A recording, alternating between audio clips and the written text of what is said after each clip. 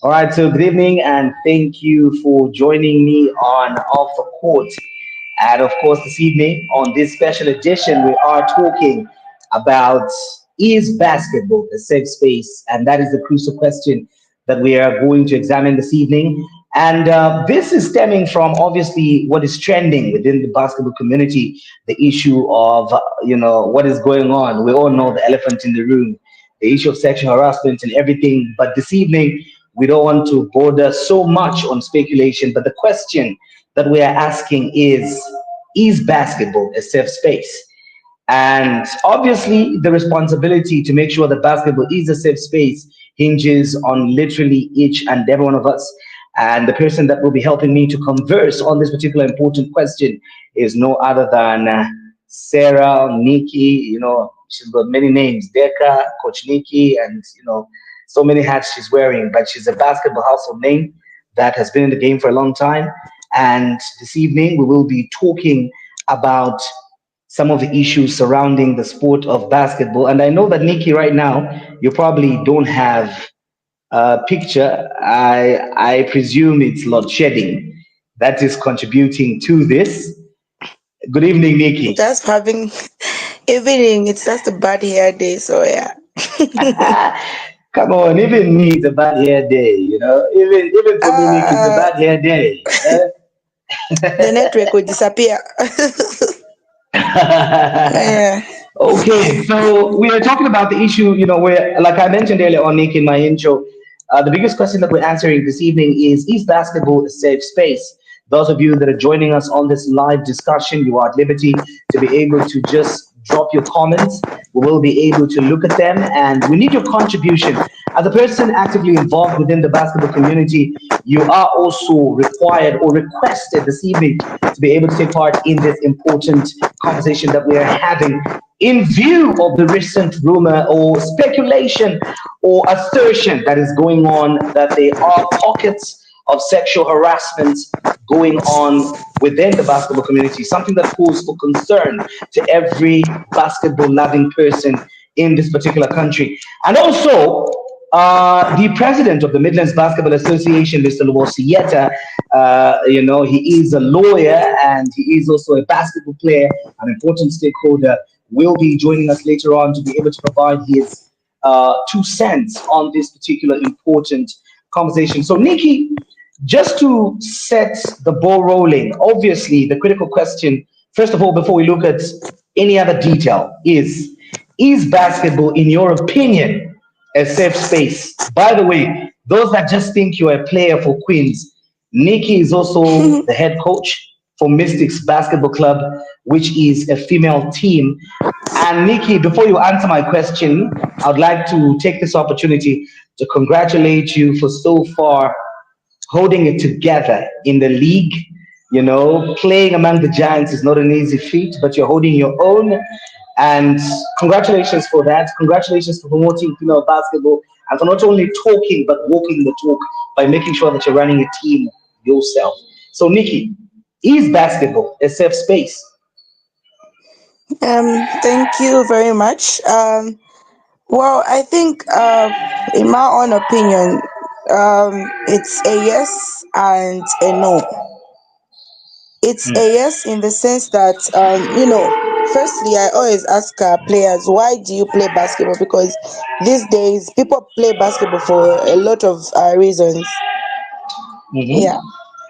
And then, if you are playing basketball for the right reason and you are playing with people that are principled and people that love the sport and they want to see you, not in the streets, not doing any bad vices, then you are in a space where people actually want to promote you and they want to see you be a better individual.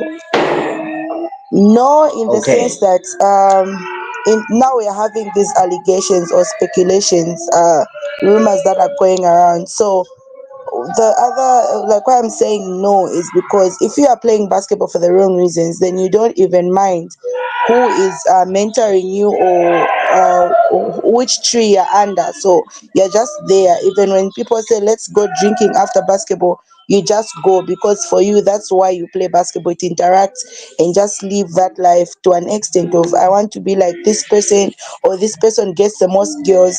So it is a safe space and it's not a safe space depending on how you look at it. But for me, it's a yes and a no. Okay, I love Nikki the fact that you've raised important things like making sure that we play basketball for the right reasons and not the wrong reasons. So, for the sake of understanding, what are some of the right and wrong reasons to play basketball? Just for those that may not Uh, understand what you mean when you say the right reasons or the wrong reasons.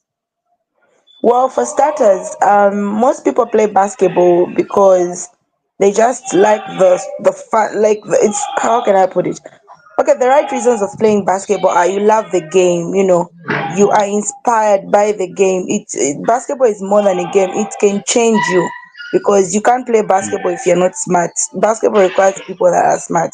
Then there are just those people that just come to play basketball for the swag of it. If I'm a girl, maybe I like playing basketball because I can wear, the Queen's jersey and look nice, and the guys will see me, and those are wrong reasons. Some play basketball because after that they know that the buyer is there after the game. We're going to go, and because I'm playing with a certain team. Yes, there's a buyer there. Those are the wrong reasons. You're making me laugh, Nikki, already. The buyer is there. Obviously, I Okay, mean so it is what it yeah. is. Okay, Nikki. So having just explained what some of the right reasons are for the game of basketball, and obviously the wrong reasons for the game of basketball. And for those that are joining us on this podcast, we are asking the critical question this evening: is basketball a safe space? In the wake of what's been happening lately, the issues of sexual harassment, the speculations that are going on at the moment, we would like to get your 2 cents on that. And we would like you to be very active and participate on this conversation via our comment section, and we'll be able to interact with you in real time. So, Nikki, you've talked about the issue of the buyer. You talked about the issue of playing basketball for the right reasons. Now, one of the things that is very critical is for a person to understand the right reasons for playing the game of basketball. First of all, it starts with how they start their basketball. Who inspires them to play basketball?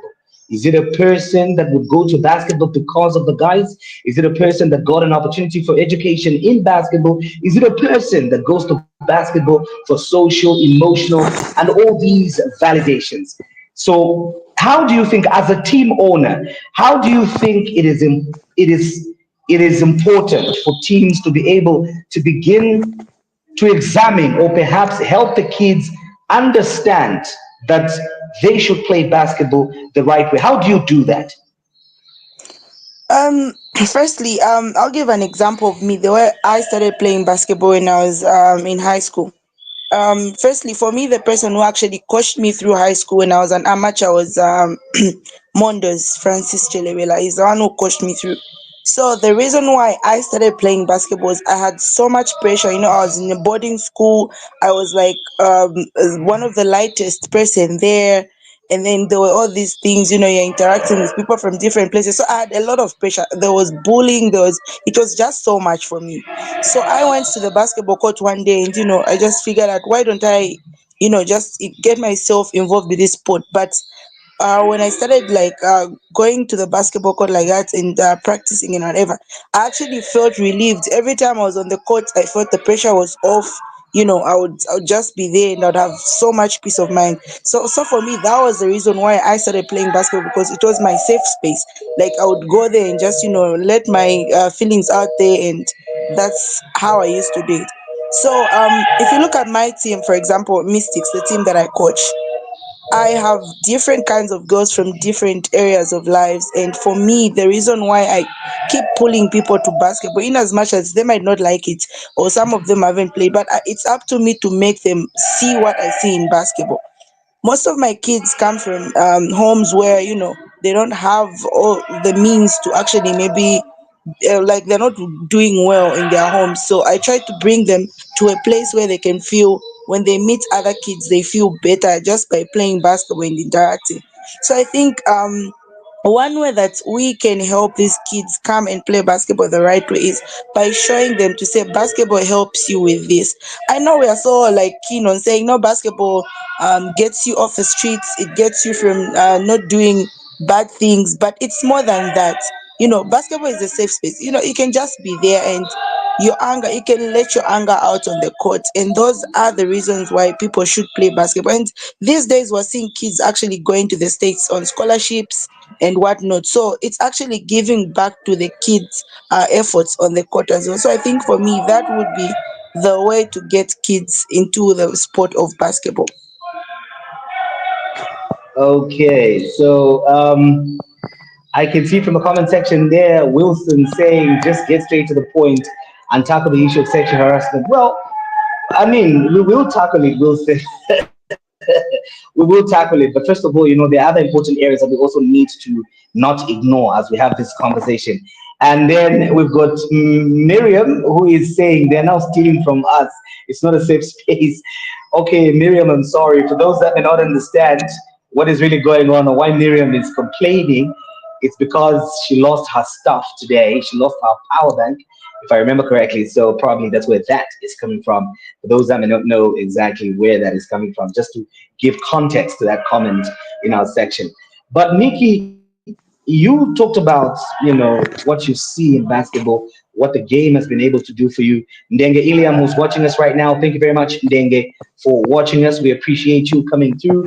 Sibongile Shumba Melissa, thank you very much, all of you. Let's keep the conversation going. So, obviously, as I mentioned earlier on, Nikki, when we are looking at basketball as a safe space, what I would like to get from you is recently we've heard, okay, that there's the issue of sexual harassment going on within the basketball community. A subject that has become touchy to a lot of people.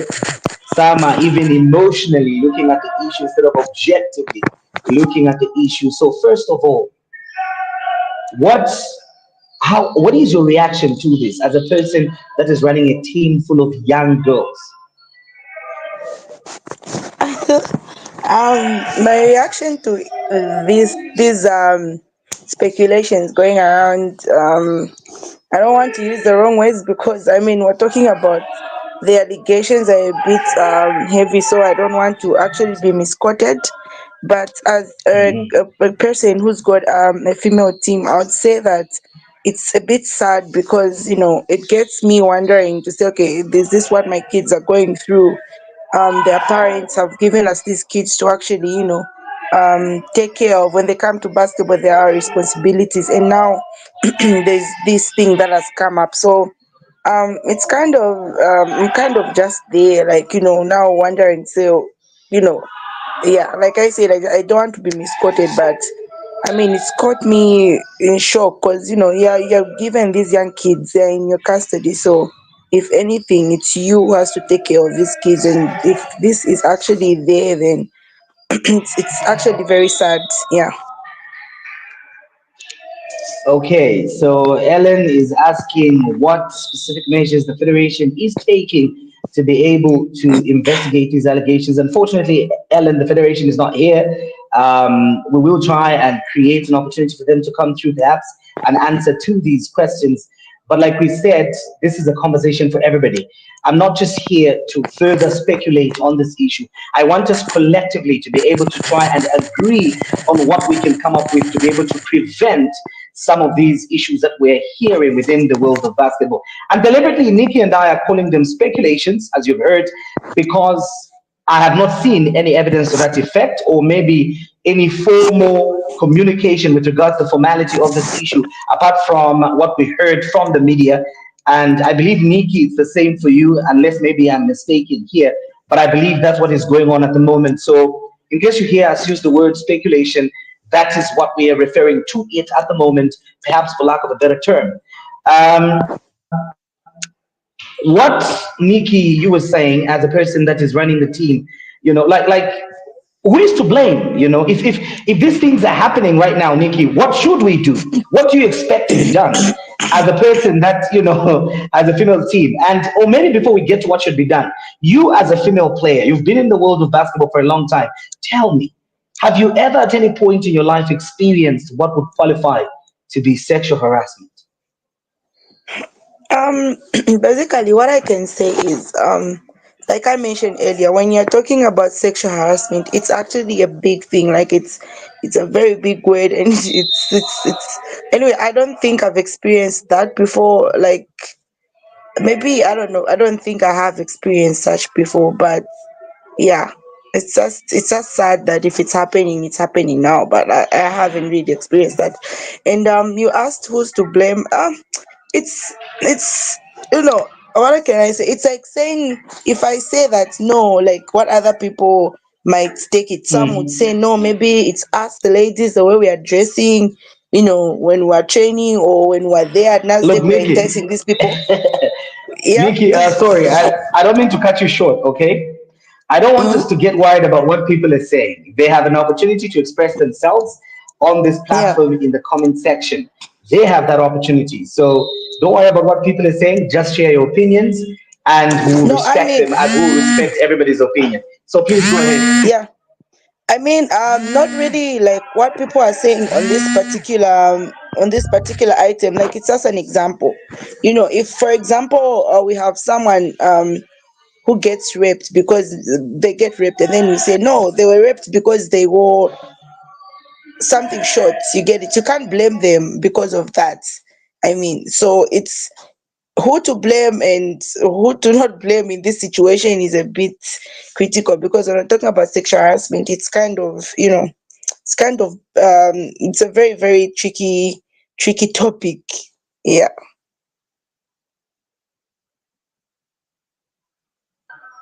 So then, you've rightly said it's a very tricky topic that needs to be obviously looked at it in a very different light. But I like what Jay Wilson is saying. The question should be, what's the status on the ground in relation to these harassment, and how best can we protect the females?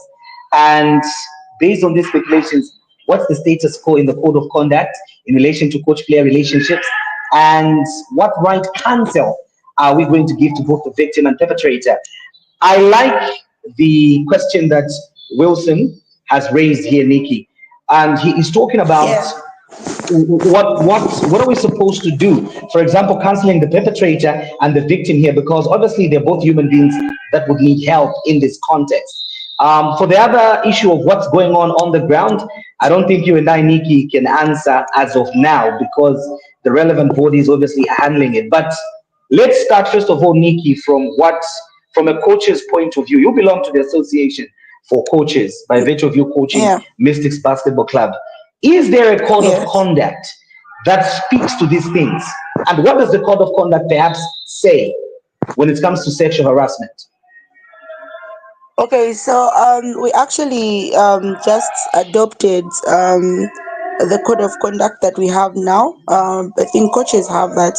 So we have a clause 8. I might not remember it word by word, but I'll just explain what that clause talks about. So that clause actually talks about um, um, it talks about coach to player relationships. It talks about, in short, it talks about everything we're talking about now: sexual harassment, relationships between a player and a coach. So we have that clause in our code of conduct. Yes. Okay. And in relation to what the victim is supposed to be, like some form of counseling, how in this instance do you think maybe the victim and the perpetrator are supposed to be helped now that we're here? Okay. Okay, so this one will just be my own opinion, because I Yes, don't sir. think yeah, this one will be my own opinion. So I feel, right, like, basketball, our basketball circle is very small. And for Mhm. me, Wendy, to come to you and tell you to say, my coach did this to me, right? It means I Mhm. trust you, and I've chosen you to be the rightful person that I can talk to. Mhm. How do we help the victims, right? Let's start with, how do we help the victims?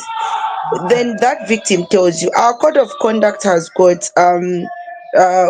has got consequences for everything that a coach does that is not in line with what the code of conduct provides. So basically, we might help the victim if we accept them, because like I'll give an example. Okay, I don't want to really talk about whatever is happening, the sexual harassment thing, but I'm going to give an example of it. Right, if the victim comes to you and says, Wendy, a coach did this to me, right, obviously you ask, do you have any evidence? Because these are like allegations and you can only prove them if there's something to show for it. But then because maybe there might not be evidence, again, you still need to help the victim. So I think how we can help the victims in this case is sit them down, try to counsel them, because most of these girls are actually kids. So that's the route you might take. As for the perpetrators, I think the best would be to, like the code of conduct provides for, we've got disciplinary committees that are formed, and then there's what happens if you breach the code of conduct. Obviously there are some things that will be done to you. So it would help if maybe, because you might find maybe someone has got a condition and then you just blame them like that. Even counseling, I think, is good for both parties. It's definitely a good route to take. Yeah. Okay, so you've mentioned something very, very important, Nikki, when you talk about the issue of having sufficient pieces of regulations, and you talked about disciplinary committees. Do we have disciplinary committees, for example, in teams? Do these coaches have committees within their structures that can look at disciplinary issues? Because I believe it starts from there. When an issue starts from there, then it can be escalated perhaps to the coaches committee, maybe to, with the copy of ZBF and Midlands and everybody else. Do Yeah. do teams even know that they're supposed to have a disciplinary committee? Is it a requirement that they should have a disciplinary committee? Okay, so like I'll give you an example of Lusaka basket in general. We've got our coaches, we've got the captains from the players, we've got our captains, we've got our coaches, we've got our manager, then we've got management. So basically, like what I say, you have to be comfortable with one of these. If you're not comfortable with these, if you can't talk to the captain, you can't talk to, obviously the coach in this case was saying is the perpetrator, right? So you can't talk to them. You have the manager, you can talk to the manager, and the manager can, but if you're not comfortable talking to these people on the team, because obviously, basketball is a very small, it's a small, like our basketball circles are very small. We have people that have been in the game for a long time.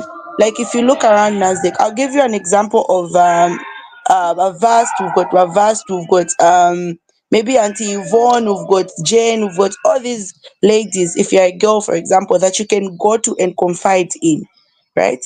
So that's the route that you can take, because if we keep keeping these things to ourselves, then how are we going to help you?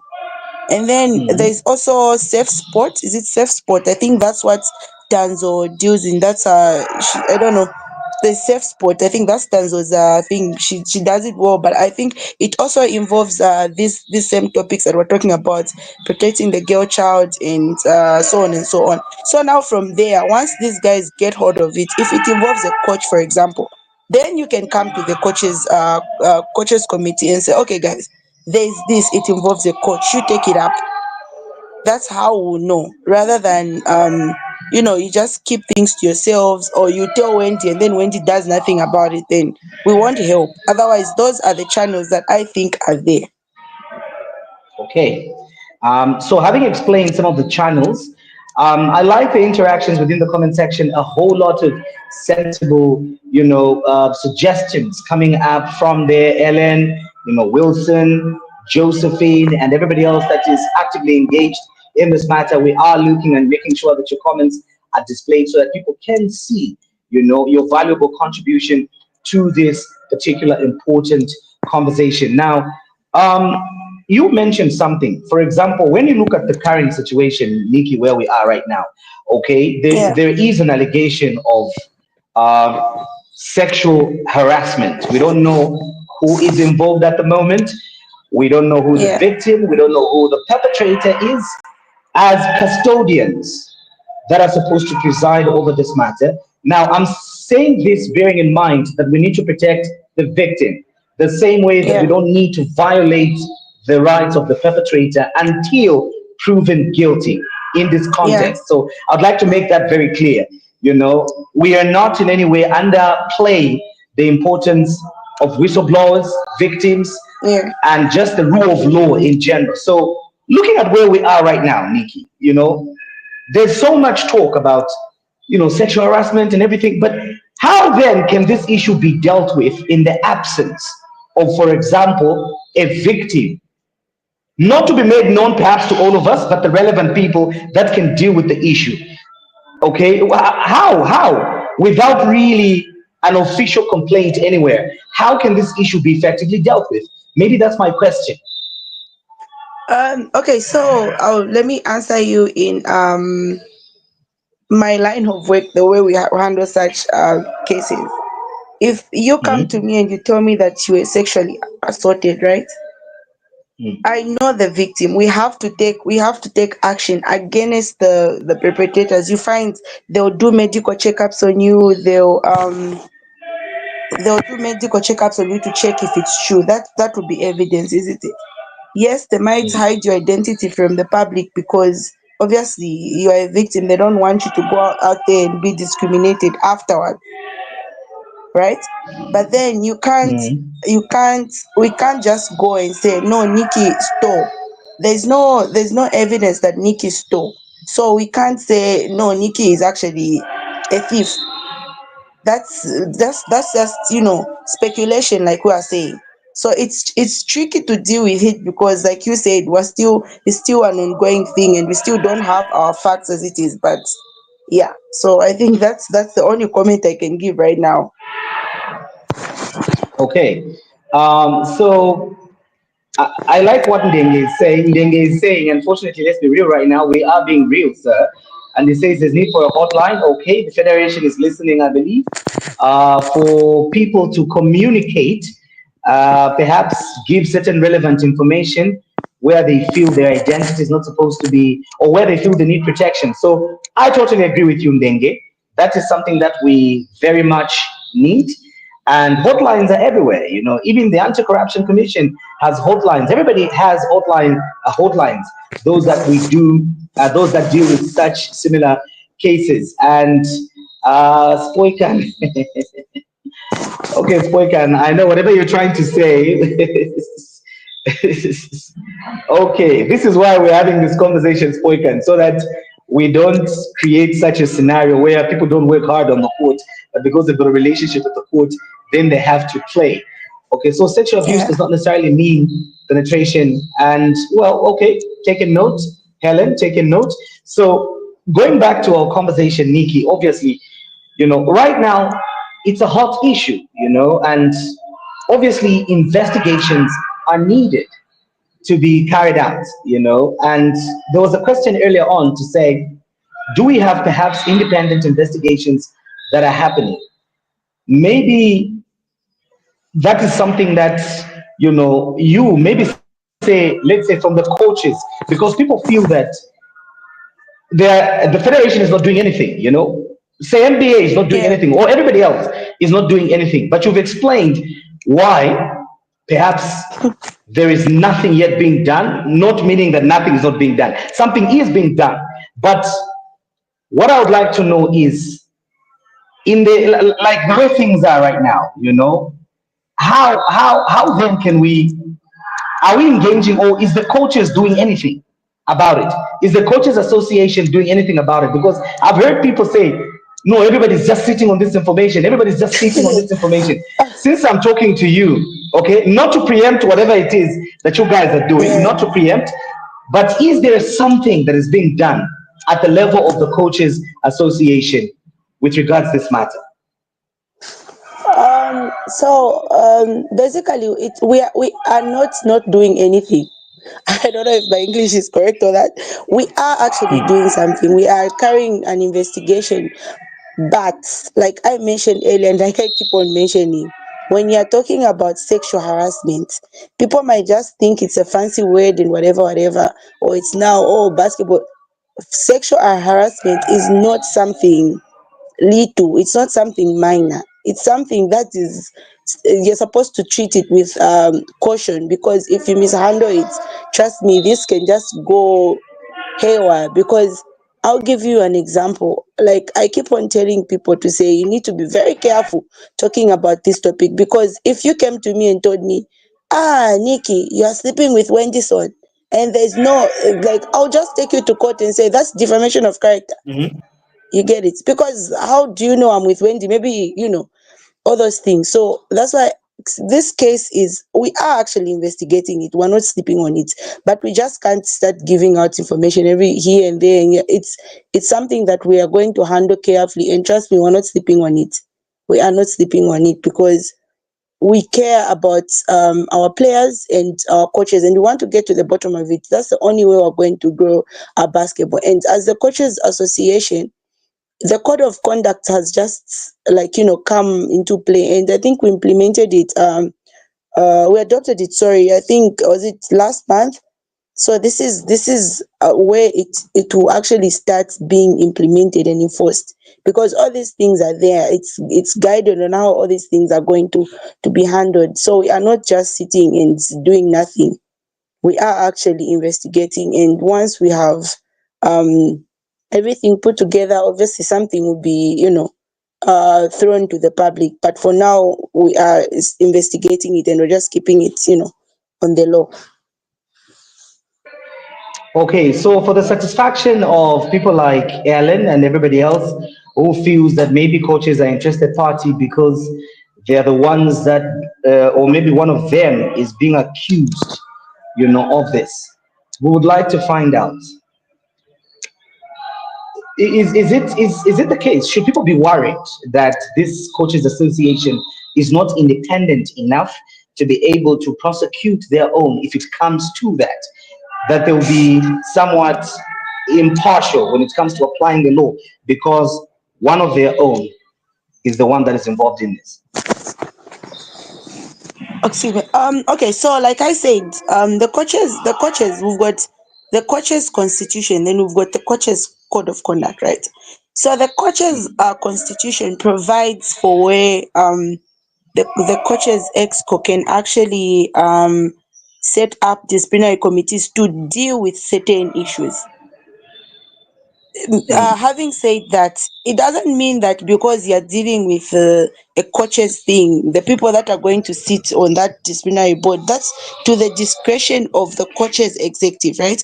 They can say, okay, Wendy is a permanent person, maybe Vod Wilson can sit on that. But we, when setting up those disciplinary committees, always the issue of interest of conflict is something that will obviously be looked into, to have all these issues dealt with adequately, and to just, deal with these things.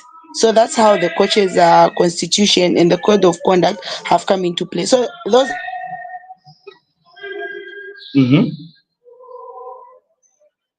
Hmm. Nikki, are you there? Nikki, are you there?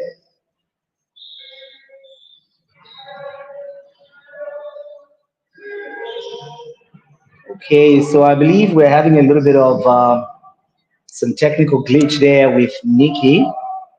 Nikki, are you there? Okay, Nikki, are you able to hear me? Because I believe we are having a bit of a challenge there with sound from Nikki.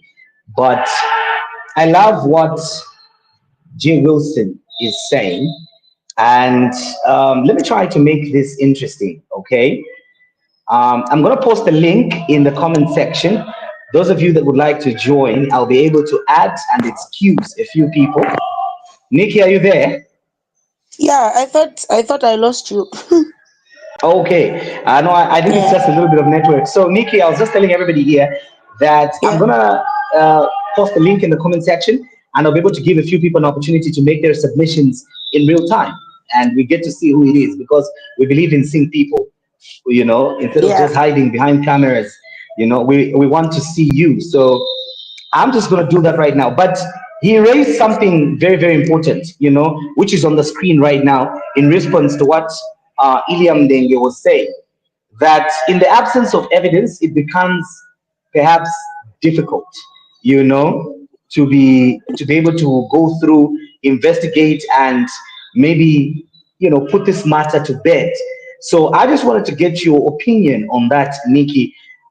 Do you agree with what Jason is saying? Because personally, I feel like, in as much as yes, we're supposed to protect the victim and everybody else, Yeah.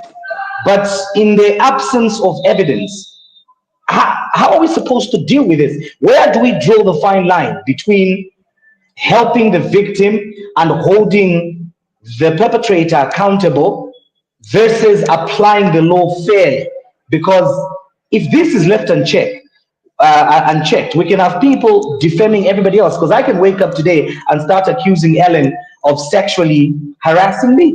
Because sexual harassment Yeah. is not only against men or on girls being perpetrated. No, Yeah. it can happen both ways. So, what are your thoughts on what Jay Wilson is saying? Because I agree with Wilson here. Yeah, it's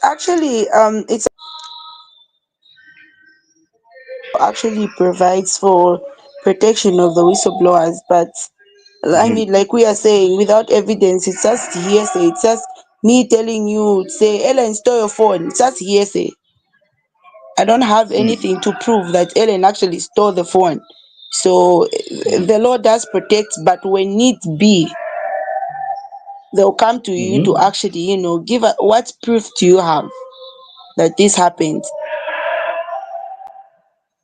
Mhm. So I actually agree with what he's saying. That's actually very true and right. Okay, so now for those that obviously are saying at the same time, issues of sexual, I've had conversations with people who say no, issues of sexual harassment are very much complicated. Sometimes the victims don't necessarily have to produce evidence. As long as they've said something is happening, people are just supposed to believe in that. I mean, personally, I feel like if we try to approach things like that, we risk a situation where people will be defamed. Because let's be real about this whole thing, Nikki. Right now, as we're talking Yeah, about sexual harassment, in the absence of yeah, evidence, assuming Iliam Denge was pointed out, he's a good friend of mine, that's why I'm using him as an example. Assuming he yeah, was pointed out to be the perpetrator in this context, okay, by mm, one victim called Nikki.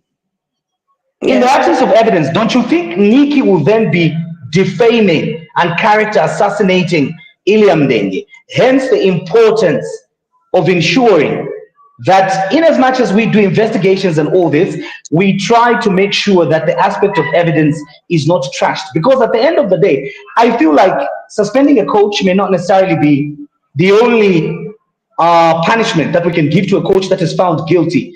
But yeah, if they are found guilty and the evidence is overwhelming, why don't we even prosecute them further? Take this case to court. Whether it's the yeah. high court, it's the magistrate court, I don't know. You're a lawyer, Nikki, you know better. Why don't we, work to take this case to the highest court where it's appropriate or befitting to be heard? And then from there, let's get these guys prosecuted and set an example for the coaches and everybody else within basketball. Yes, and yeah, that's actually true. But then sometimes the way it is, you can find when we say evidence, it might not just be having maybe text messages or I don't know a recording. It might be maybe me and Ellen have been through the same thing and we play for the same team, right? It might not be that maybe we hate this coach or we want this coach gone, but it's just a pattern. Maybe Ellen tells me, yeah, coach maybe told me this, and I'm like, yeah, even me he told me this.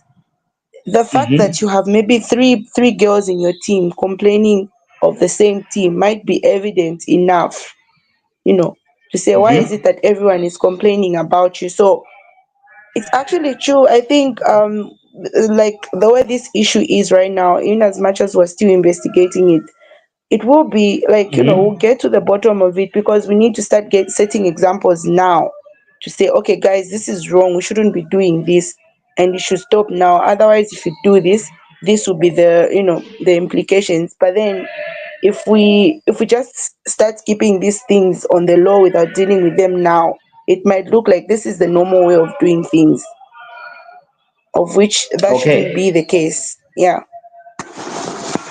Okay, so Nikki, I'm just trying to post the link on our comment section here, but I'm having a little bit of a challenge. So what I'm doing right now, Nikki, I'm going to send you the link, and I want you to help me post it Okay. on the in the comment section so that we can have a few people, come in and be able to tell us what they think about this whole issue, make their submission. Because remember, the whole reason why we're having this conversation, Nikki, is to be objective as possible and at the same time try to find a solution to this because it affects every one of us. We love the game of Yeah. basketball and we want the game of basketball to be a safe space for everybody else to come through and enjoy the game. So I'll send you the link, Nikki. Post it in the comment section. So, ladies and gentlemen, I'll be able to add a few of you just to give your submissions quickly in real time, and from there we'll be able to move on. Uh, Going back to your comment section, okay, my good friend Allison there says, Wenson, I give you credit for speaking on the topic. This is another step in transparency, progress, and accountability. Thank you very much, Allison. Josephine says, please maintain confidentiality throughout the investigation to protect people's reputation. 100% agreed. Otherwise, without confidentiality, it will be difficult for the people to come and report such cases. And I think, Nikki, you and I have belabored since we started this to be able to indicate to everybody that the victim must be protected. At all costs, we want the victim to be protected. We want more people to come up and speak to these things because we want to sanitize basketball.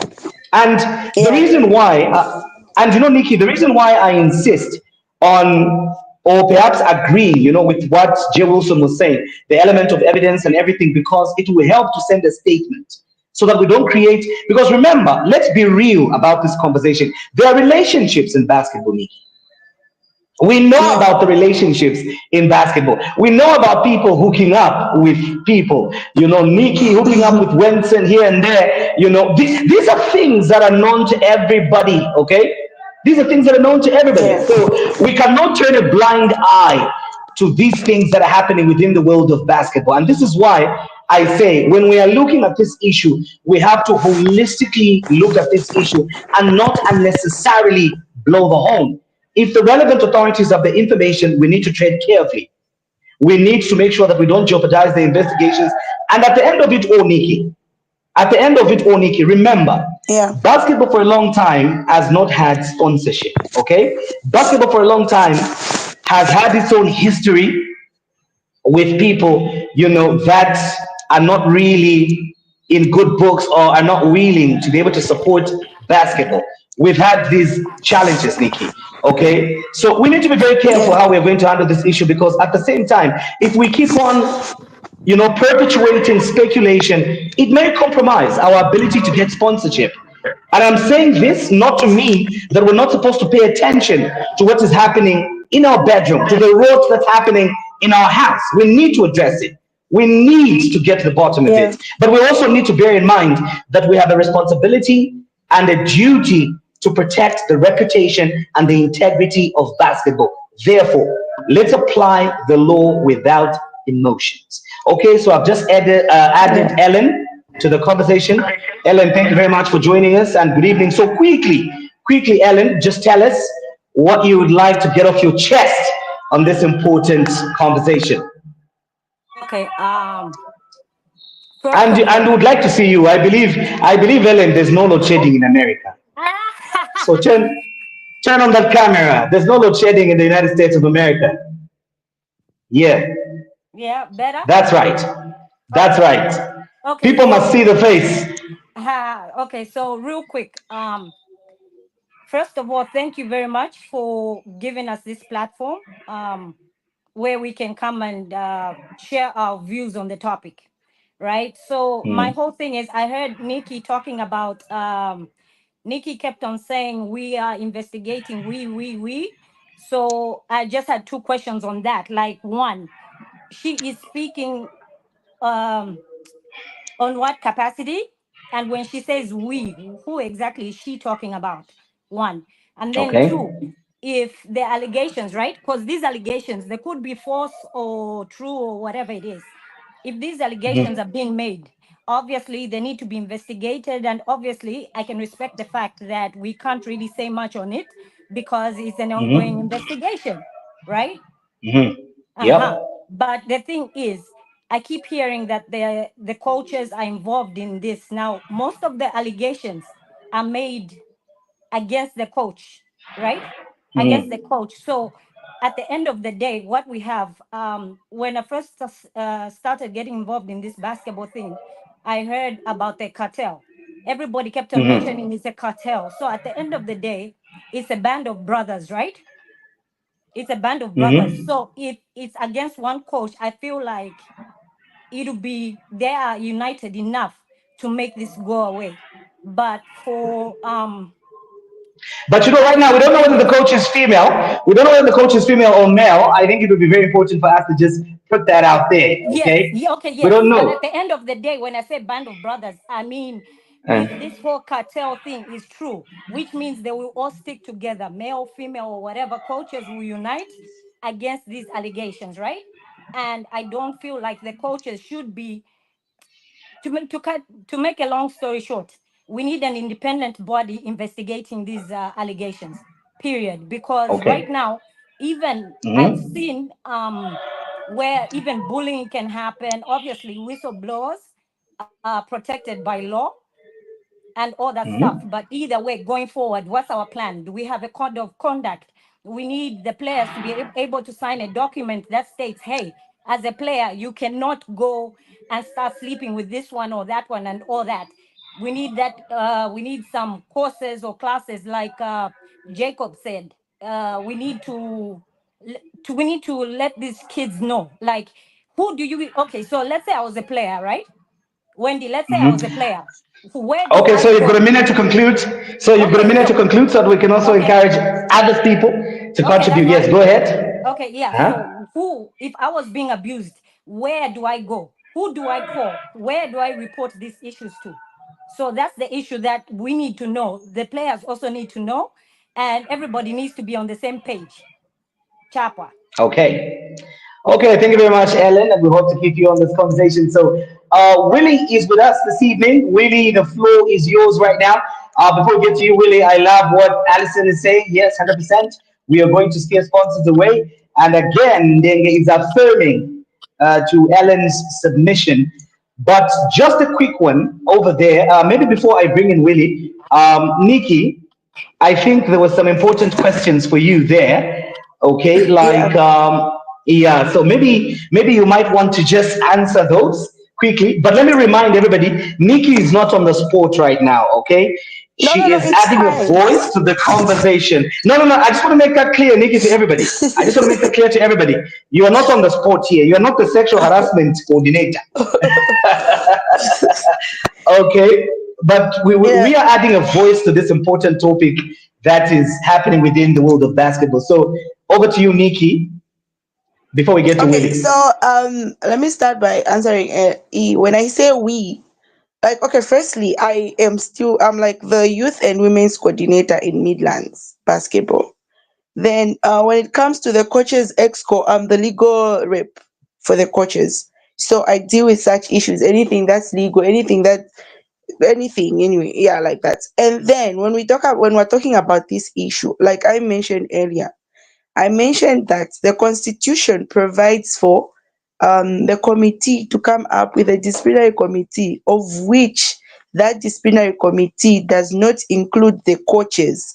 Because, like I mentioned earlier, we try to get away from anything that has to deal with conflict of interest. So, like now, the way we have our coaches on the spotlight, we can't obviously put coaches on the disciplinary committee, because the like I said earlier, our basketball circle is small, so it won't make sense if I have Wendy and Ellen to hear my case, because you guys are my friends. Obviously, you'll be in favor of me, so an independent disciplinary committee will be set up. Then the other question I think I heard ask, where do players go to complain? First and foremost, I don't know if we players have got a union.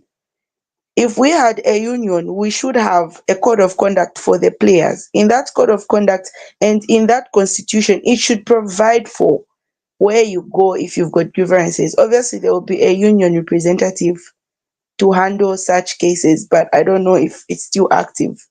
So I think that's what I can say in response to what he was asking.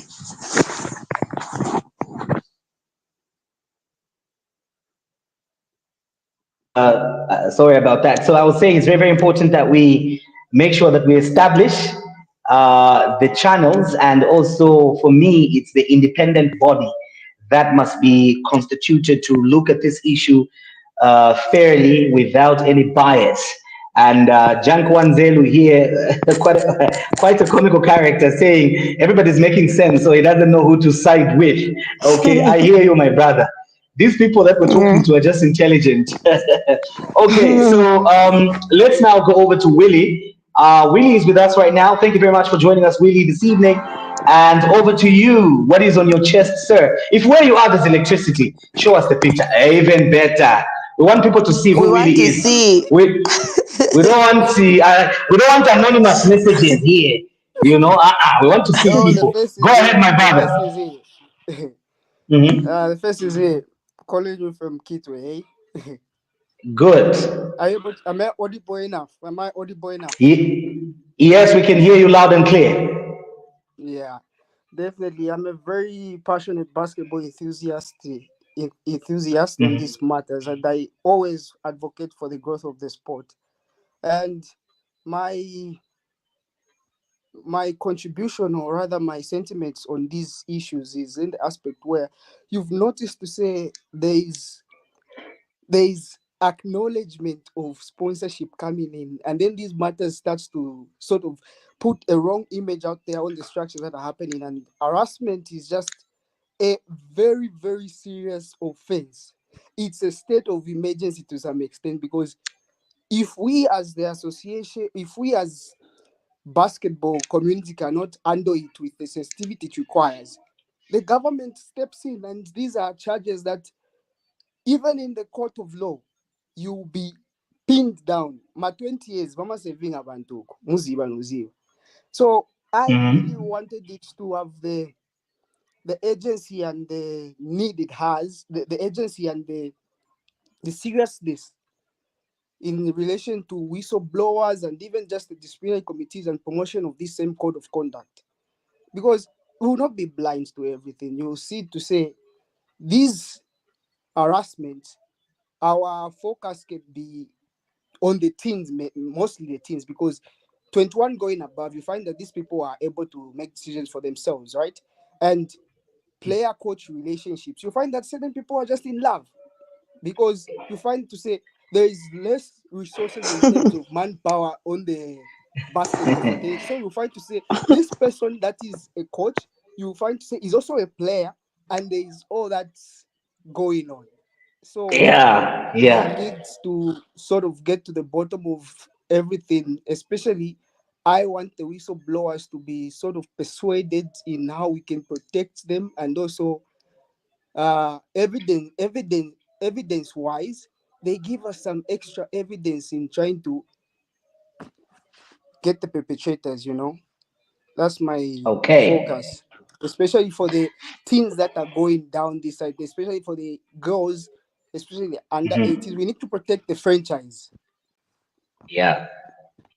So thank you very much, Jay Wilson, for that wonderful, important submission. And I love the fact that you've mentioned, that there's a whole lot that's going on. And Nikki kept on saying we have a very small community, and there are True, true, true, these true. romantic webs that entangle literally the majority of people within the community of basketball, whether be it in the Midlands, in the EBA, in the CBA, in the SBA, and everybody else, that is affiliated with the Zambia Basketball Federation. There are these dynamics, and this is why I'm seeing a lot of people within the comment section calling for clear-cut policies, that should be able to address. For example, it should be in black and white. We should know, if you're a player, are you allowed to have a relationship with a fellow player? If you're a coach, Are you allowed? I had a conversation with somebody who said, if you're a coach, you're allowed to have a relationship with somebody, provided you're not coaching them and things like that. So there are all these dynamics that we need to deal with. And I believe that the documents that Nikki is speaking to address some of those issues. And maybe what would be very important is strategic sensitization to make sure that a lot of people know about these pieces of legislation that are available to be able to protect and speak to some of these issues that are going on. Coach Nikki, Coach Nicholas Mbula, joining us all the way from Ireland, was saying he has a point to air. Sir, you're at liberty to air that point. All you need to do is just use that link in the comment section. Join. We will give you a platform to be able to give us your submission in real time. Okay, and there's a suggestion here from Ndenge, which I've kept on the screen deliberately. He is saying you have people like Jay-Z, Scarlett, Juba, and others that you may call to the committee to be able to come through and perhaps offer the service of sitting and investigating, see to it that this matter is concluded thoroughly. But Ellen has a point again. She says, it would be better to have people that are neutral and have no affiliation or whatsoever to any team, because some of these individuals are known to be affiliated to some of these clubs. So it may compromise a little bit of fairness or maybe subjectivity in terms of how these people would look at this issue. Not that they're incapable men. No, they're very much capable, but these are thoughts that people are throwing out there that I feel, are important not to ignore, but to be able to just consider and also see how best we can actually see to it that we address this particular issue. So like I said earlier on, those of you that would like to add a voice to this conversation, you are at liberty to do so by simply following that link in the comment section. I will give you an opportunity to be able to come through and make your submission in real time so that people can see and hear you, as we just heard the passion from Ellen and Wilson. But as I was saying, for me, the biggest issue that I feel when it comes to this issue that is going on within the world of basketball, ladies and gentlemen that are watching this live broadcast right now, is that let us be very careful. This I will re-echo. Let us be very careful how we are going to handle this issue. We need to get to the bottom of this issue. But let us not get to the bottom of this issue with the probability of making sure that basketball has no future in terms of sponsorship, that basketball has a negative perception surrounding it altogether. And for those people that have these issues, I think the Federation is listening right now. We need straight away to have mechanisms where people can freely report. And maybe we can't blame the victim to some extent for going to the media, because perhaps they didn't know of any available channel that they can use to be able to address their concern. So I think the relevant authorities also need to, hastily look on this issue and come through as soon as possible so that we can have all these amenities available for people to utilize as they try to be able to make sure that certain issues like this can be addressed or can be forwarded and relevant people can be able to sit in. So the biggest question that we're asking is basketball safe this evening? And maybe let me put Alison a little bit on the spot here. Alison, you played in the league in your day as a woman. Tell me, were there issues of maybe sexual harassment in your time? Okay, the link is there in the comment section, Alison. So you can just click that link so that we can see you. But you tell me, Alison, I think I'd love to hear from you as a woman that's being very active on this conversation. How was it like in your days? For those that were not there, for those that did not have an opportunity, how was it like in your days?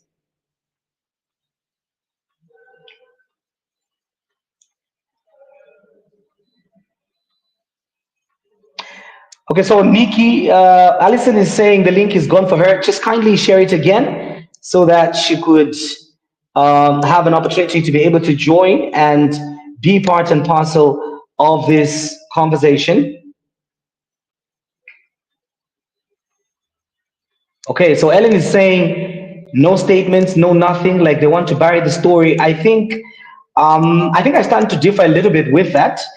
I don't think anybody is going to bury the story where it is, Ellen, but people are just trying to follow, the due process and do what they can do within the existing procedures available to be able to address the issue.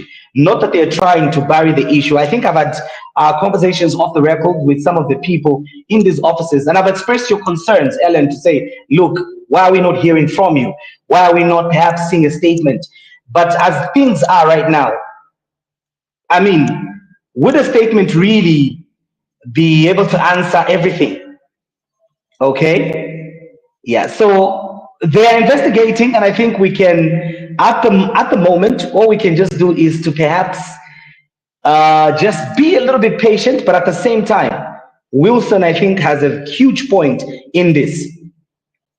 Where this investigation is going, some element of evidence may be needed. If we don't find the evidence all the same, there's a rot in the house that needs to be addressed, and we expect the authorities to address this rot in the house. Okay, so Alison, thank you for joining. You are live. Would like to hear from you, and those that may not know, we've got a lot of chaps here that may not know who Alison is. So give us that video so that they can see who Alison is. My lord, this is I feel like, camera pressure is almost like sexual harassment, so I'm gonna hold on.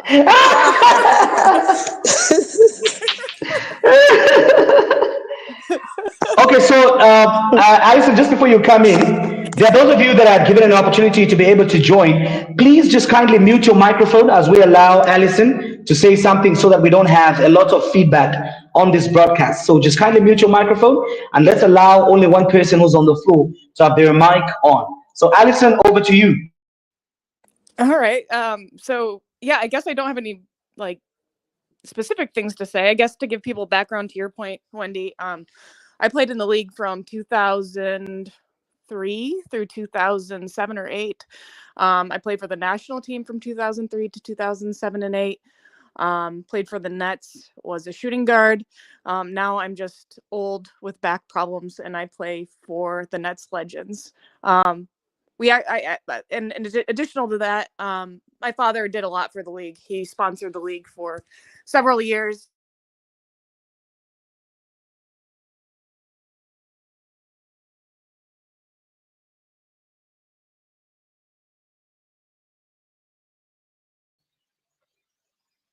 Alison, are you there? Oh my God, I just gave myself this awesome intro and I was speaking on mute. My God. All right. No. I think I heard you. I think you were on. Oh. I heard everything that you said. Yeah, I think you were on. So you can just. Okay. I don't know where I dropped, but okay, I'll say it again. My name's Alison Durgan. I played for Nets from 2003 to 2007.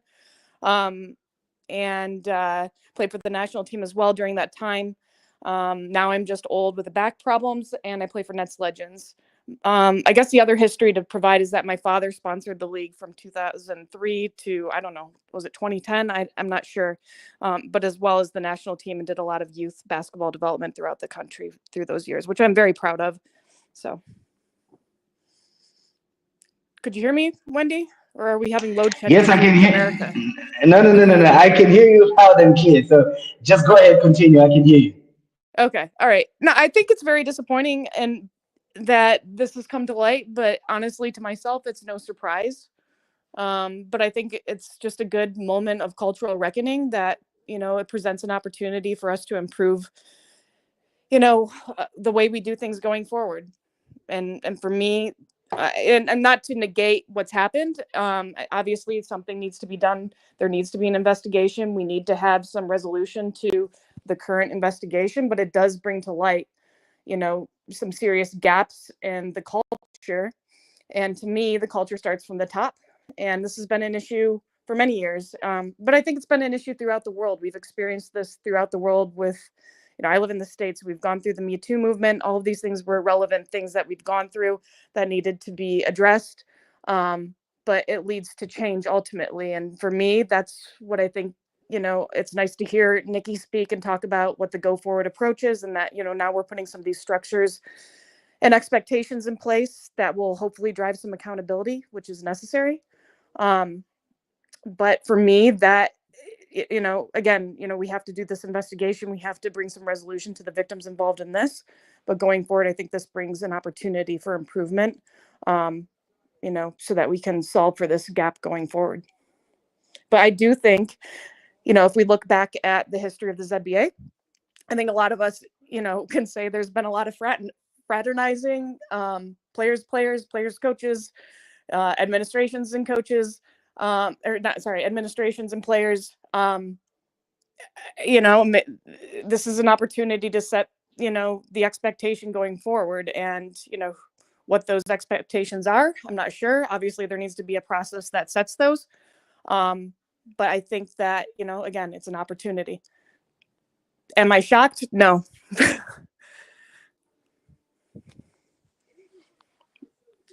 Wendy, can you hear me? Okay, so yes, I can hear you clearly, Allison.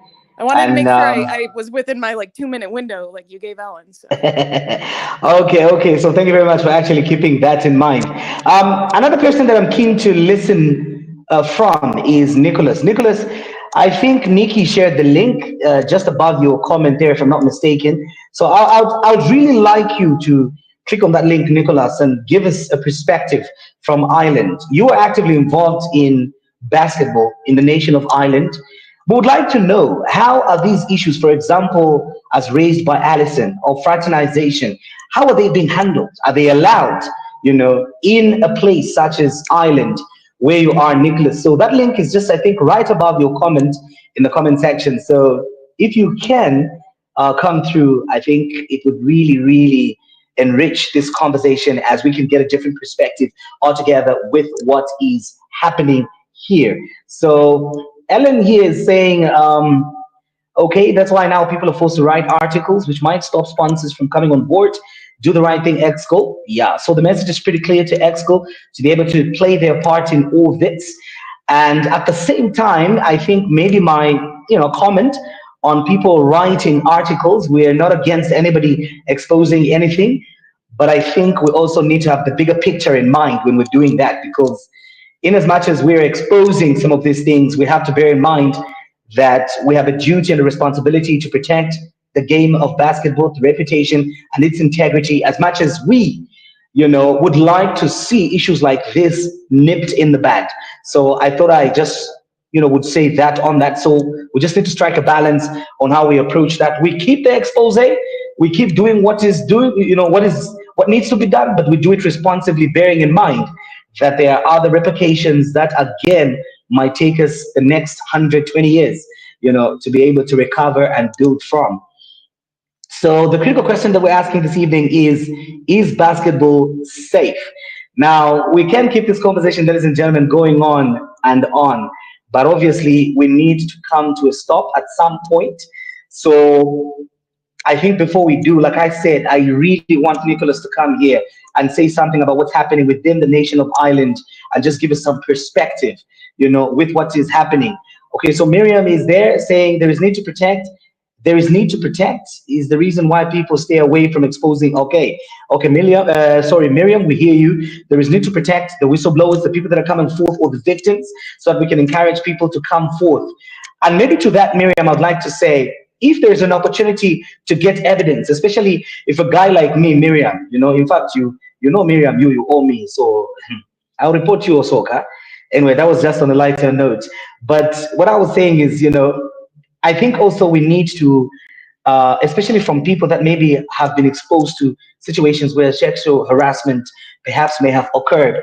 I think what we can do to that is, if there's an opportunity for you to get evidence via text, via whatever, if there's an opportunity, please, to everybody listening to me right now, it might be a woman, it might be a man being exposed to these things, please make sure you get that evidence, because at the end of the day, that evidence is going to wake people up. It's going to show people that they can't keep doing the wrong things and undermining the growth of basketball in this country. So please, if there's an opportunity to get evidence, stack up that evidence and use it against those perpetrators, so that we don't allow them to go scot-free at the end of the day, so that we don't allow them to go, scot free. And Nikki, you talked about the issue of safe spaces. I was trying to get Tanzo earlier on to be part of this conversation as a person that is in charge of safe spots, but unfortunately, I think she was busy with something.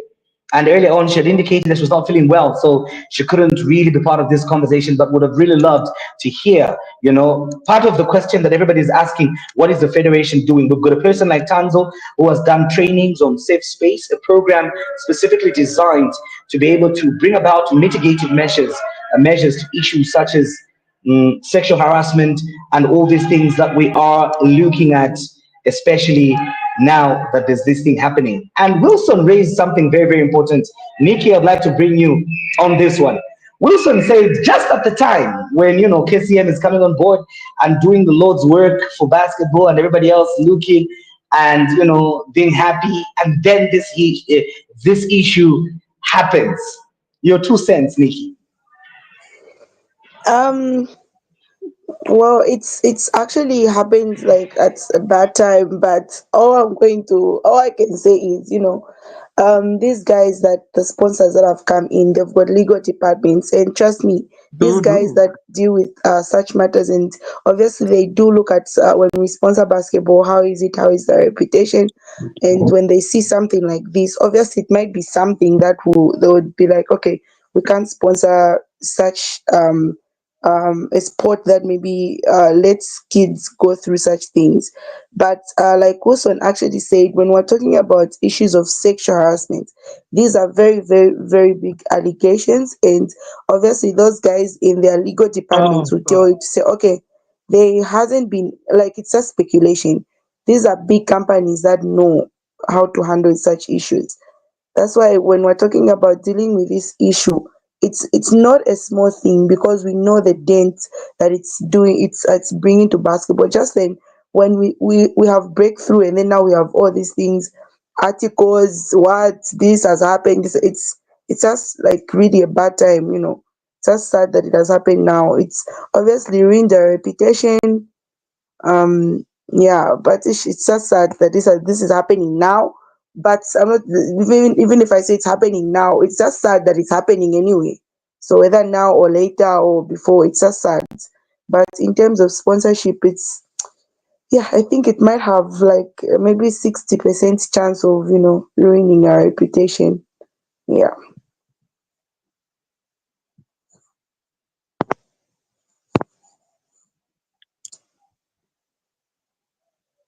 My microphone there was a little bit muted. Sorry, I forgot. But I was saying a little bit on Nicholas, just to be able to give us the perspective from Ireland. Nicholas, you know the issue at hand at the moment. We are dealing with speculations with regards sexual harassment. Now, you are involved in basketball, okay? In the great nation of Ireland. So just give us a perspective with regards how they treat sexual harassment, and in your view, how would this be best dealt with? Okay. I've been trying to get on your program for a while, so finally I'm here. But generally, I would say it's a bad time for such allegations to come about, because I can see people are trying to push for sponsorship and everything, but it's an eye opener. So I feel personally like if it comes to issues of sexual harassment or abuse, there must be like all coaches, all professionals in every sport have a code of conduct. They have ethics as well, professional ethics, and there are lines that can be crossed and there are lines that can be crossed. Already here, a line has been crossed where a coach who is given a responsibility to look after a team has crossed the line. That's speculation. I'm not sure about the facts, but I feel players should be protected at all costs. A player should be protected. I am involved in basketball here. I referee basketball games. I'm not really big into the administration part, so I'm just going to speak on a layman's point of view. What I've noticed here is like they have protection officers, like there's a welfare officer in every club. So it starts from the young league, the juvenile league, like there's a child protection officer. So when there are issues returning the child in a team, that person is a liaison person and they bring it up. even in the clubs, they have people who, there's a union representing the players, and there's a liaison person. And when this happens, they bring it up. Investigations are carried out by an independent body. For example, if a coach is accused, the coaches are not involved in the investigation. An independent body is brought in. For example, if a referee is accused of something, the referees lead to another group to deal with it. So I feel right now, this is an eye-opener for the Zambia Basketball Federation to put things in place. Who do players report to? Who looks after the welfare of players? You know, what are the roles of a coach? What lines should they not cross? I heard earlier on someone was saying there's so many relationships in basketball and we can't do this, we can't do that. No, there's a code of conduct. Like if someone has consented to a relationship, well and good, it's consented. But we're talking about sexual harassment. There's no consent whatsoever. Sexual harassment takes different forms. It could be just continuously texting this person, asking for favors. And we don't want that to happen, especially because we're looking at young teams, both male and female, trying to compete and trying to make it out there. But we are discouraging them. We're trying to like, oh, if you do this, I'll be able to do this for you. A coach does not do that. Even referees should not even do that. They can't cross that line. Oh, I'll make you win a game if you do this for me. It doesn't work. That's bringing down the sport. And that's why it is hard. It's going to be hard to find sponsorships because this is coming out. But fair play to the whistleblowers because they want things to happen. They're fed up. And when someone's fed up, you come out. So I feel they should be protected and something should be done. That's my view, personally. Just before I let you go, Nicholas, and probably as we head to the conclusion of our conversation this evening, you emphasized correctly that we need to protect the whistleblowers and the victims themselves. But at the same time, don't you think it's need to emphasize that we strike a balance between fair application of the law and ensuring that the same victims don't have a pass that could give them the leverage to defame the supposed perpetrators? Now, we are, for example, like this issue, right? This issue has been brought up by a whistleblower, okay? This whistleblower came out in the open. Unless they have a vendetta against their coach, yes, that's a different situation.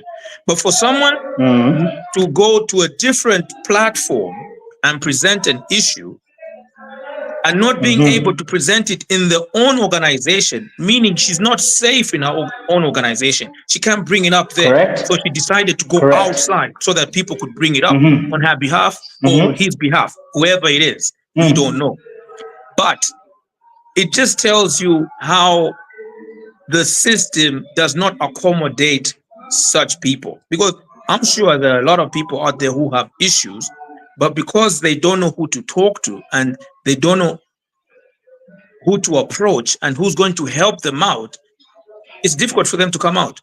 And again, they're scared because if they come out in the open or maybe talk to someone in the basketball circles, that person will tell someone else, and at the end of the day, they get exposed. So they're trying as much as possible not to be found in that circle.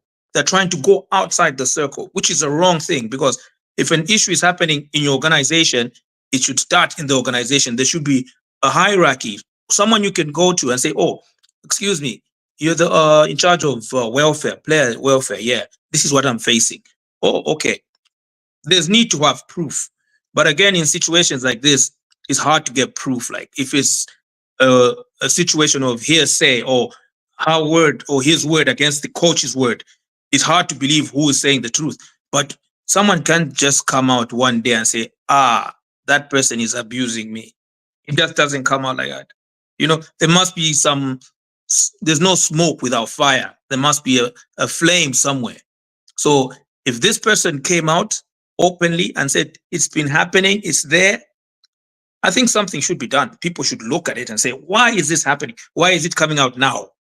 Maybe we've had cases before and people have just been sitting on them. And maybe you might never know, after this has come out, you now see a lot of cases coming up. So what happens then? Okay.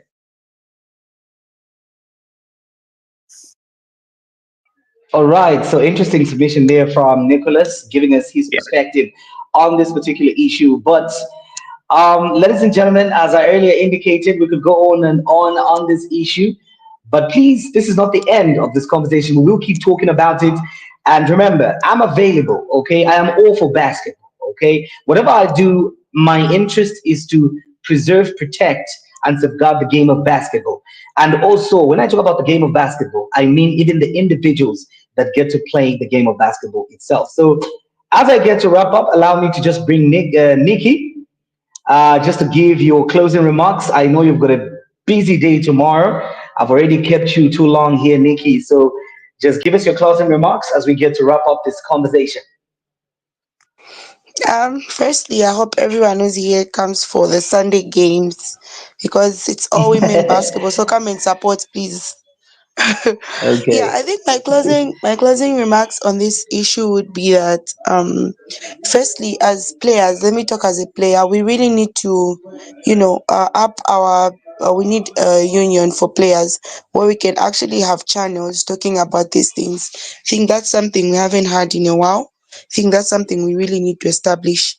Then as a team owner, I think it's just our responsibility as team owners, coaches, and everyone to take care of the people that are left in our custody, because if anything was to happen to them, then it would be us who would be liable, for their safekeeping and everything else. And I think for everyone out there who's keen on this topic, I think, trust me, something is being done about it. Like, people are tirelessly trying to get to the bottom of it. Like we said, it's sexual harassment. It's not something that's just you can just wake up and say, no, I'll deal with it like this. It's not and work like that. And I'll just advise everyone to just be a bit careful when talking about this, because you might actually say something that you're not supposed to say, and then you end up actually, like Wilson said, getting a lawsuit or something. So let's just be careful. As we are all, trust me, we are all trying to get to the bottom of it and for the good of it. Otherwise, thank you so much, Wendy, for having me, and for everyone who's been contributing. Thank you very much.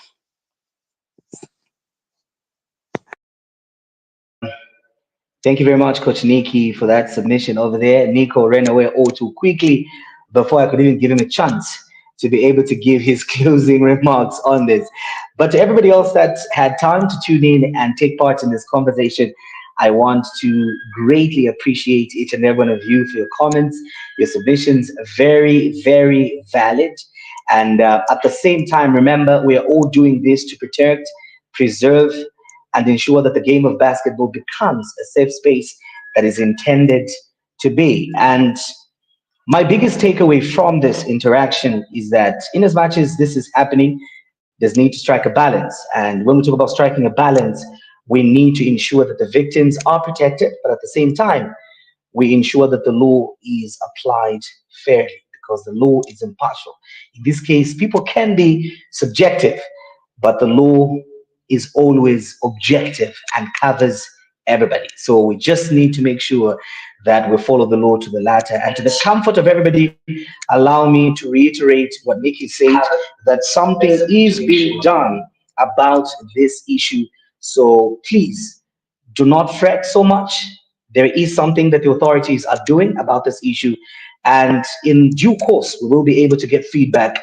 But remember, in as much as we want something to be done, let us learn to exercise some patience and not act in a way that will jeopardize the reputation, the integrity, and the image of basketball. Because at the end of the day, basketball has been and will always be something that has given hope, that has uplifted lives, that has changed the whole trajectory of so many countless individuals that we can take the whole night to be able to just name if we had to on this platform. So thank you very much to everybody that was here tonight. Tomorrow, again, I will be talking possibly on the preparations of the Basketball Africa League, road to the Basketball Africa League qualifiers. So I will be talking to representatives from Malawi Bravehearts basketball team, which is looking to settle some scores with the Zambian champions, Matera Magic, who beat them at home in the Bravehearts International Open. So Coach Griffin and I will be conversing tomorrow. And I'm hoping to be able to interact with my colleagues, my cousins from Zimbabwe. I've always told you that I've got some Zim blood in me. So I'm hoping to get colleagues from Zimbabwe tomorrow, just be able to talk and discuss on the preparations of the Basketball Africa League. And of course, we will also interface with somebody from Matera Magic just to give us their updates with regards to the preparations and what has been done so far as they prepare for the road to the BAL. So tomorrow at 9 p.m., please tune in and remember to click that like button. And let's keep talking basketball in a constructive and positive way. From me, Winston Mavor, good night.